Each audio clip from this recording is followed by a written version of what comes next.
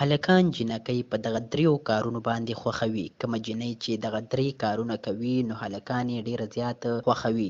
هغه درې کارونه کم یو دي په دې ویډیو کې دله پوره معلومات درکوم چې تاسو هم د دغه دریو پټ رازونو نه خبر شئ. نو ویډیو به راسره تر اخره پورې ګورئ. د جینکو یو څو داسې کارونه چې هر سړی متاثره کوي خو د دغه کارونو نه دغه جینکۍ هم نه دي خبرې. دغه درې کارونه چې کومه جینۍ شروع کړي نو د سړو ډېرې زیاتې زړه ته پرېوځي او خوښیږي. اولنۍ خو دا چې کومه جینۍ په خپلو خبرو کې، خندا کې، انداز کې رښتینې وي نو دغه جینکۍ د سړو زړه ته پرېوځي او ډېرې زیاتې یې خوښیږي. مثلا کومه جینۍ چې خپلې کمزوریانې پټې نه کړي او ښکاره یې کړي، خلکو ته یې ووایي نو دغه جینکۍ د سړو هلکانو په زړه کې ځان له ځای پیدا کوي او دغه یو رښتینې جینۍ وي. دویم کومه جینۍ چې دغه سوچ لري چې ډېرې خبرو کولو سره او د نورو خلکو په خبرو کې راتللو سره په دغه کار ورته ځان ښه ښکاري خو داسې نه ده. کله چې یو جینۍ خاموشي اختیار کړي او د هر چا په خبرو کې نه راځي او په خپل ځان باندې اعتماد ساتي او د نورو په خبرو کې کارونو کې کار نه ساتي، کومه جینۍ چې په هره خبره کې رادانګي نه په صحیح وخت ته ګوري، په هغه ټیم کې خپله خبره کوي نو سړي دغه جینۍ ته سجده او پر کوشش